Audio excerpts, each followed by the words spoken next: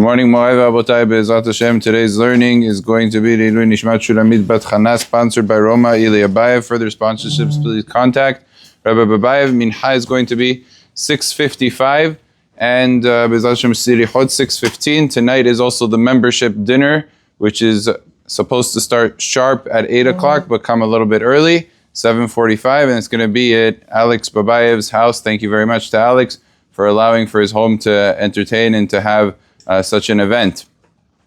The halacha we were discussing yesterday, very important halacha for people going on vacations, trips, and places that don't have Eruv. Can you carry inside a hotel complex that might be the building itself? You could check out the area around the building. Sometimes there's a fence around that area that is considered to be a proper enclosure, which naturally would mean that you'd be able to carry from the outside the building to inside as long as within the fenced area. But certainly within the building itself, or a hospital, or a yeshiva, we mentioned yesterday, in all of these cases, it is me'ikar adin, permitted to carry even without making Eruv. But we didn't really explain why would it be allowed, because it should really be similar to an apartment complex. So what's the difference? The answer is, and one of the main arguments, there's other arguments as well, but this is the main argument, is something called siluk diurim. Siluk diurim means the person who owns it has a right. In a hotel, let's take that example. You pay for a hotel room, but there isn't a specific room that you have ownership in. The hotel has to provide you a room. Now, if they provided you a room, and for one reason or another, they see that they want to switch things up, they're permitted to. They could say, listen, you bought this one, but we're going to give you that one. And they're allowed to go ahead and to transfer a person from one room to another based on the legalities and all the rules of how hotels work. And since that's the case, so there's no ownership in the specific room. And if it's not owned by the person in the specific room, and he can be essentially kicked out, so therefore it doesn't, it's not considered a living quarter for that individual, and therefore Eruv would not be necessary for really that entire building because it's all structured in the same fashion. Certainly that would be the case in the yeshiva, certainly that would be the case in a hospital.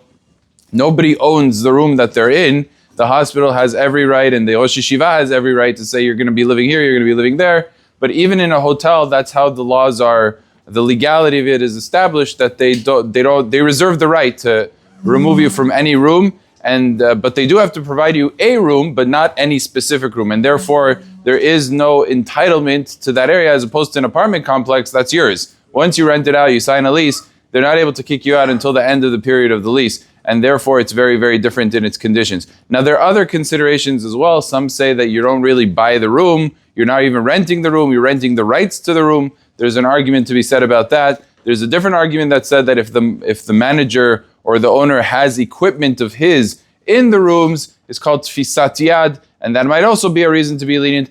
After it's all said and done, we have enough arguments to say that that case is different, and therefore somebody who is in a hotel, he doesn't technically need to do a eruv, although there are some authorities that say, you know what, at least if you know there's other Jews there, make a eruv without a bracha, just take bread, make a eruv, even though it won't include the goyim, but there's still a reason, a good logic to do that. Okay, so if you wanted to go extra credit and make a eruv without a bracha, you're doing a little bit more than otherwise, that's fine, that's good, but even if you don't, you would be able to be permitted in carrying, but very important, only where there are physical structures, so inside the complex, or even outside if it's fenced in. But other than that, you have to be very, very careful to not even take from the building to outside the building. Even one step outside the building where it's not fenced in, you're going to be violating the prohibition of carrying on Shabbat. Baruch Adonai le'olam. Amen ve'amen.